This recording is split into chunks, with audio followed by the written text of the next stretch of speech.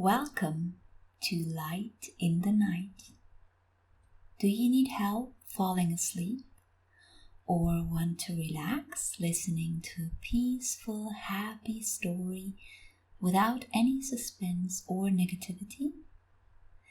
Then come with us to the small town of Charlottesville, where 15-year-old Marcia Ericsson lives with her parents and older brothers William and Trevor. They are living a happy, everyday life in a world in the future where peace, security, and happiness reign. Vacation by the Sea. Marcia Ericsson, along with her two older brothers William and Trevor and her parents, were on a plane taking them to the Caribbean. A few weeks earlier, Dad had suddenly said at dinner, "Kids, we haven't gone on a trip in so long. What do you guys think about us just treating ourselves to a really nice beach vacation again?" William's fork had fallen out of his hand in surprise, and Marcia had squealed with delight. Her mother had just smiled and said to her husband, "That's a very good idea, Jeremy. How about a nice little island in the Caribbean?" And now they were on their way there. When Marcia looked out the window, a fairy tale cloudscape stretched before her eyes. Spanned by a beautiful dark blue sky and illuminated by the just setting sun, the white giants floated past her, shimmering golden, and every now and then giving a brief glimpse of the sea below. Marcia was filled with anticipation. How beautiful it would be in Santiago. The beach, the water, the warm tropical nights. Yes, it would be wonderful. She mused for a while and then averted her eyes from the window. Right next to her sat Mom and Trevor, both engrossed in some books. Dad and William sat behind them. A steward and a stewardess were walking busily down the aisle, talking in hushed tones about some technical thing. The plane was only about half full. In one of the middle rows, a young man had taken advantage of this and occupied 3 seats at once. He was making himself comfortable with a blanket. The fading daylight outside and the air conditioning inside cooled the plane surprisingly well, and he was clearly enjoying following the old comedy on the screen in front of him. Every now and then, his soft laughter could be heard. Marcia grinned. Then she turned to her mother. "We should be there soon, right, Mom?" Her mother looked up from her book and briefly at her watch. "Yes," she said, "in about 40 minutes we'll be landing in Santiago." A while later, they got out of a cab, along with their luggage, and were now standing in front of a beautiful hotel. By now, darkness had fully fallen, and warm yellow light fell from the windows of the imposing building onto the evening street. It was warm. Marcia had long since taken off the jacket she had still been wearing at the airport and tied it around her hips. Mom paid the cab driver and bid her a fond farewell. Then they entered the hotel. A sprawling lobby with cool light stone floors and quietly whirring fans on the ceiling welcomed them. A few guests, reading a magazine in the seating area to the right of the entrance, or sitting quietly talking before a late-night coffee or pineapple juice, looked up to regard the newcomers. The Ericssons crossed the lobby and headed to the front desk, behind which sat an elegantly dressed doorman. The formalities were quickly completed, and a short time later, Marcia, William, and Trevor unlocked their room, which was right next to that of their parents. It was very nicely furnished and had a spacious terrace. "Come on, let's get a bird's eye view of the surroundings," called William, and Trevor and Marcia followed him outside. As they leaned over the railing, they caught sight of a beautiful park-like garden that stretched behind the hotel on all sides to the beach. Several wide paths of sand and gravel wound through palm trees, bushes, and a myriad of flowers, large and small, in the most beautiful bloom. About in the middle of the garden there was a pool area with one large and two smaller pools, surrounded by a stone terrace. Now, at night, the pools were illuminated underwater so that they stood out like three large, shimmering blue surfaces from the darkness otherwise lit only by lanterns that occasionally lined the paths. "It looks like something out of a tropical fairy tale," said Marcia, lowering her voice almost to a whisper in awe of this beauty. Trevor smiled. The moon had been half hidden by a cloud until now, but just at that moment it decided to move on. And so, suddenly, they could see clearly the part of the garden where the lanterns were becoming sparser, the part that was slowly running towards the beach. To the beach. Yes, they all wanted to go to the beach. Marcia, William, and Trevor left their room, and 5 minutes later were standing by the ocean with their parents. It rushed softly, pushing wave after wave with gentle force toward the shore, and the clean whitecaps that formed dissipated back into their home seconds later. The beach was long, bright, and wonderfully soft. It stretched seemingly into infinity to the left and to the right. An overgrown rock could be seen in the distance where it must have made a bend. Palm trees grew out of the sand at regular intervals, swaying in the warm tropical night breeze that also passed through Marcia's long blonde hair, over her arms and face. All 5 were fascinated. "It's beautiful here," said Marcia's father over and over, and his 3 children took off their shoes and dipped their feet in the seawater. It felt salty and clean and a little cold. Marcia dug her toes into the wet sand and let the water rinse the fine grains of sand off her feet again and again. Yes, this is what a beginning beach vacation had to feel like. Then she turned and looked at the hotel building rising into the night sky about 200 yards away, its velvety dark blue against which the many lighted windows stood out luminously. Trevor did likewise for a moment, but then let his eyes wander farther to the right.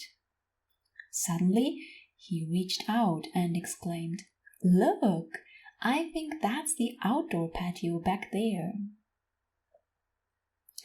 The others followed his gaze and agreed.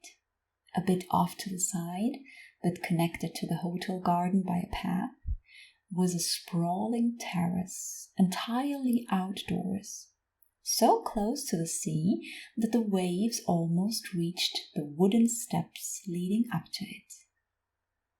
A few tables with colorful lights could be seen on it, and one or another family having a late dinner.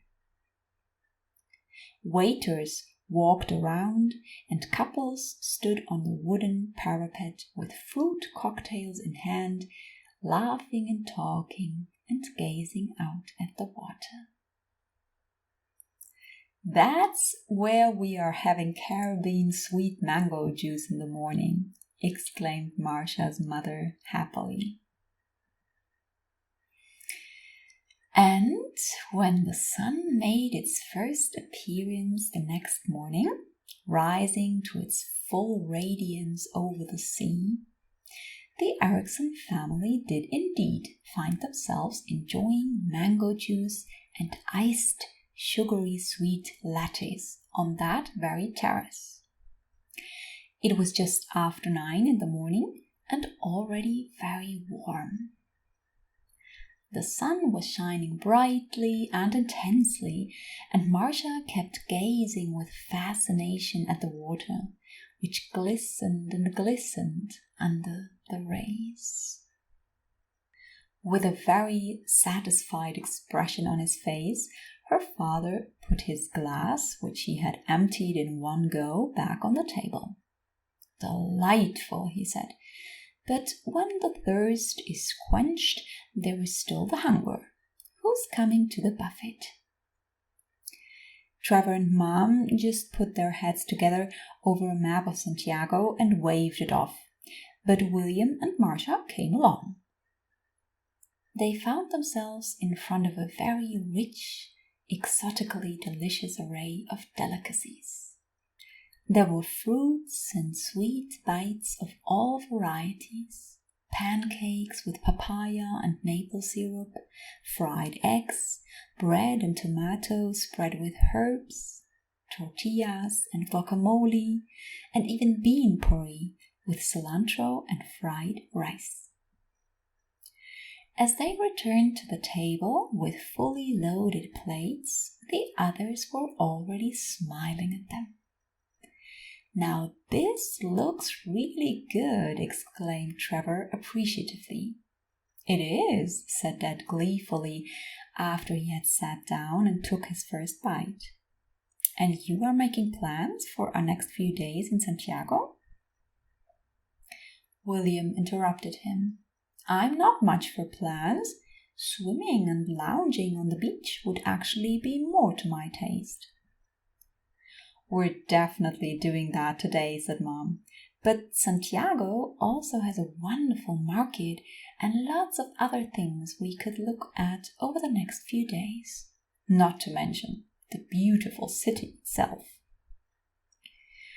William grumbled in agreement.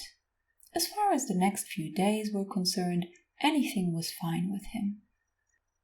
But today, he thought, as he let a piece of ripe melon melt on his tongue and looked out over the bright blue sea in anticipation, all that was on the agenda for him today was the beach. William got what he was in the mood for. The Ericsson family spent the entire first day of their vacation by the sea. After breakfast, they got their bathing suits and towels and some reading material from the hotel, and then it was off to the water. And the water was wonderful. Compared to yesterday evening, it was now a bit warmer, but still wonderfully refreshing. The mid-morning Caribbean sun shone on the 5 Ericssons as they dropped into the waves, and sometimes laughingly pushed each other in. diving into the salty, deep water, crisscrossing and enjoying the sea. It was clean and crystal clear, and every now and then one of them would discover something underwater, such as a particularly beautiful shell in the sand or an interesting fish. There, we are so used to our lake at home, but then swimming in the sea is something special, William exclaimed as he emerged from a large wave. Yes, said Marcia, shaking the salt-wet hair from her face. Above all, the surroundings are entirely different. At home, trees and meadows around the water, and here, nothing but sky and palm trees and soft sand. And a small part of Santiago, Trevor added, pointing to the apartment buildings that stood in some distance behind the hotel's garden.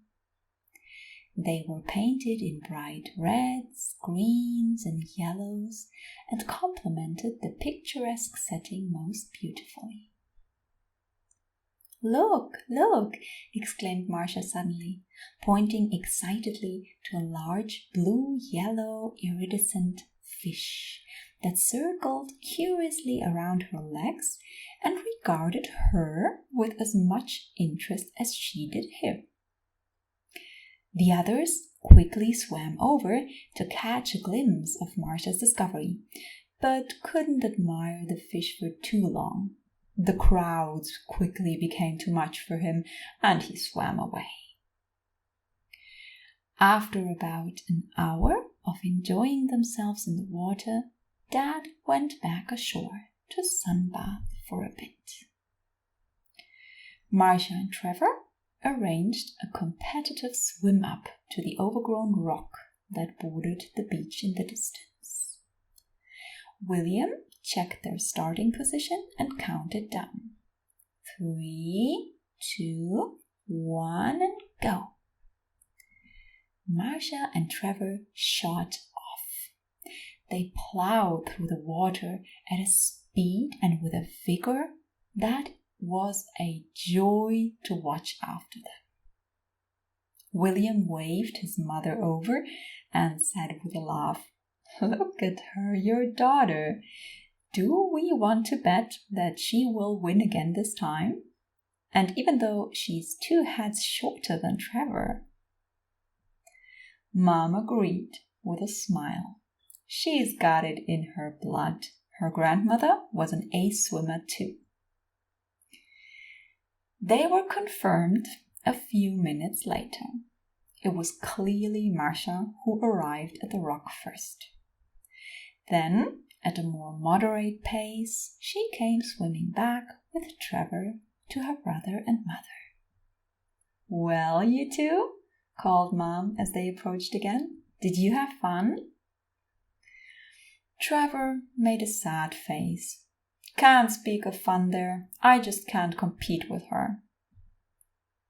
Marcia threw back her head and laughed brightly. Yes, she was a good swimmer, and water was her element. But she consoled her brother.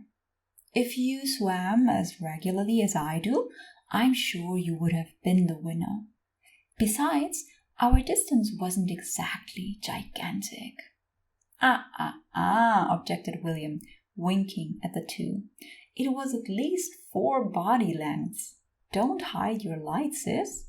Trevor just doesn't have it in him." He swam up to his brother and pounded the surface of the water with his fist, sending a gush of seawater over Trevor. "Well, wait," Trevor shouted, chasing after his brother, who was now suddenly diving away from him. Mom shook her head and watched as William resurfaced about 10 meters away, and the two laughingly began a tussle in the sea. "Come on, Mom," Marcia said with a grin. "Let's go check on Dad." When they came out of the water, he was lying on his towel in the blazing sun and couldn't have been happier. "That is sunlight," he said, as they settled down next to him in the sand. "You don't say," Marcia giggled. "I thought that was the moon." "Don't get cheeky, my dear," said Dad in mock sternness, but then had to laugh himself. Mom made herself comfortable next to her husband on the towel, put on her sunglasses, and enjoyed the warmth for a while, just like him, not without first protecting her skin with a little sunscreen. Marcia, however, felt too hot after a short while, so she took the novel she had brought with her and sat down under the shade of a palm tree a few meters away. Before opening the book, she looked once again at the deep blue sea in front of her. The water now glistened even more intensely in the sun than it had this morning. The warm wind blew over her wet skin and made the palm fronds rustle above her. She looked up. A few coconuts were hanging there, large and almost ready to be harvested, and the sky, with only a few small white fleecy clouds now and then, formed a wonderful contrast to the color of the fruit and the rich green palm fronds. Deeply she breathed in the salty air. It promised to be a wonderful vacation. The next day, the Ericssons found themselves in the big market of Santiago. They had geared up for the heat and were all wearing sandals or espadrilles, shorts and airy shirts.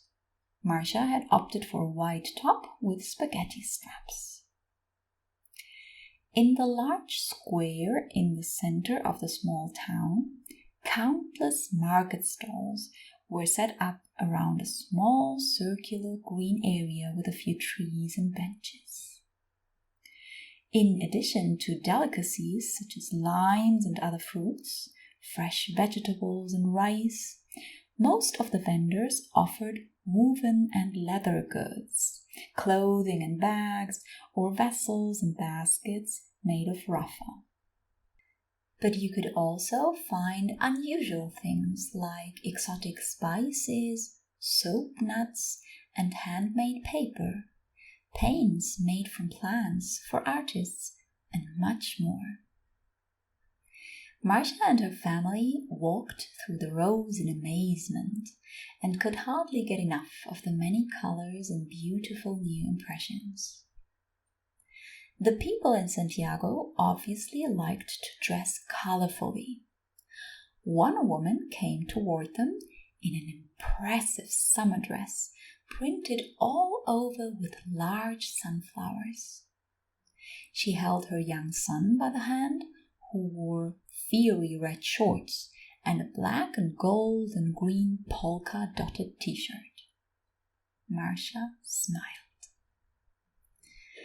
The Ericssons didn't move quickly as they walked through the market, stopping at every second or third stall to see one of them looking at or buying something.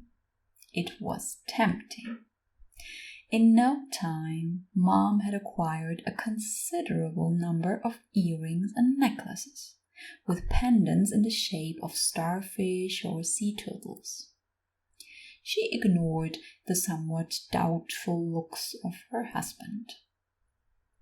Marcia found a skirt and William a pair of pants in thick, high-quality woven blue and black fabric that seemed to be more durable than any denim, but more airy and comfortable. Trevor became enthusiastic about a bag made of cork, and after a short time, a little surprised himself by this, was allowed to carry around the purchases of his grateful family in it. and so they strolled through the sun and enjoyed the morning. Around noon, a light, somewhat velvety smell of smoke and corn spread through the market, coming from the many small food stalls where tortillas were now being formed from corn flour, salt and water, and then fried on an open fire. For a good price, they could then be purchased with all sorts of add-ons like guacamole, tomatoes and garlic, or bean puree and cheese. The Ericsson family stopped at one of the stalls where the smell was particularly good. The saleswoman smiled at them and told them to wait a moment. The black, red-hot plate over the fire was just empty. She had to get more tortillas first. Fascinated, Marcia watched as the woman formed them from the dough in a bowl on the table in front of her and tossed them onto the plate with incredible speed. It took her little more than a minute to make about 30.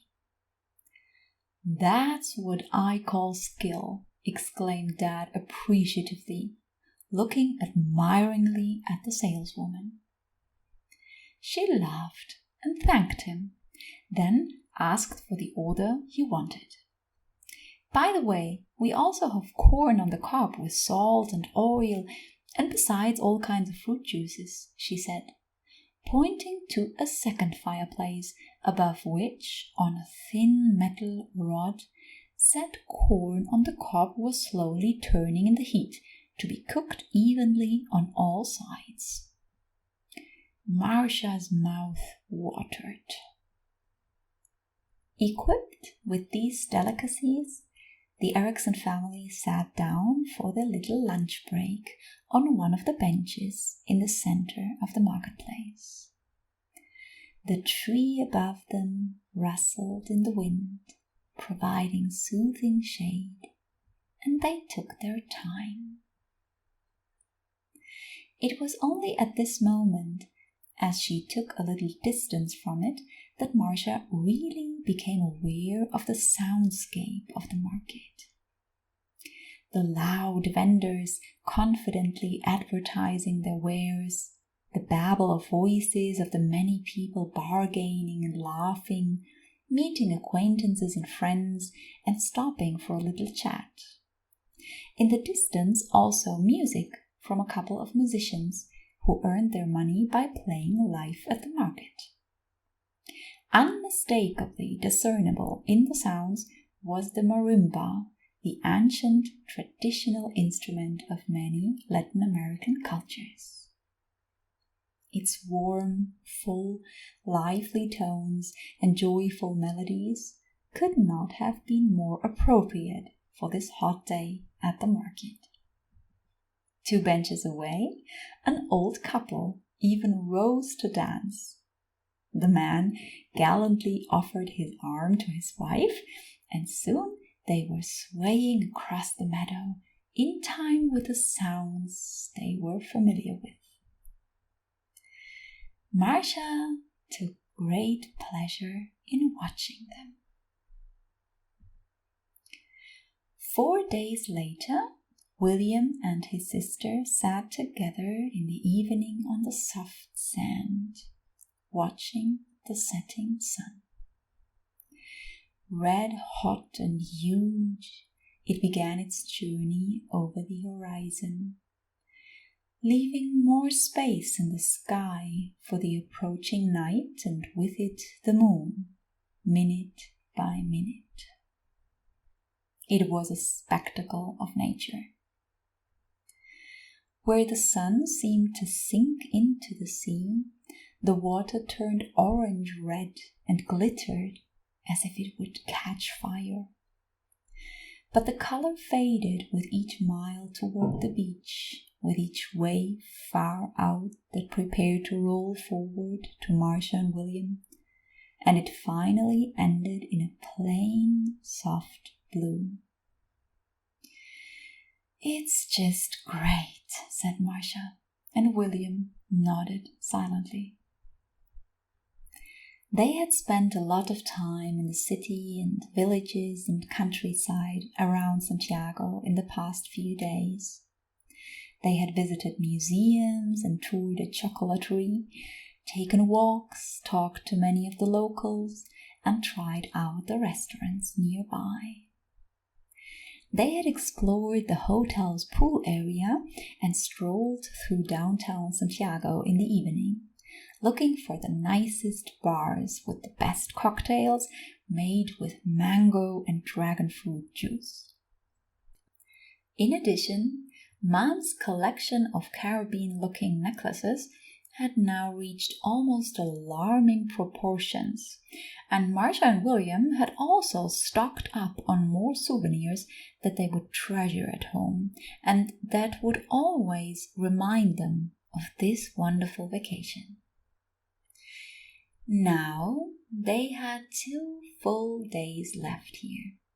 2 days they planned to spend mostly swimming, sunbathing, reading, and lounging by the water. After all, you couldn't take the sea with you, unlike the souvenirs. Marcia sighed contentedly and let herself fall gently backwards into the sand. The sun was so dim by now that she could already make out the first twinkling stars in the velvety, soft blue sky above her. The stars, and suddenly Marcia was looking forward to home again too. A little to the plane that would take her back there, to her family's house and her street that was so familiar, and to the stars, the same stars that would be waiting for her in that same sky when she would first be standing in her garden again and would look up to greet them. But until then, there were still 2 days, and she would enjoy this Caribbean paradise with her family to the fullest.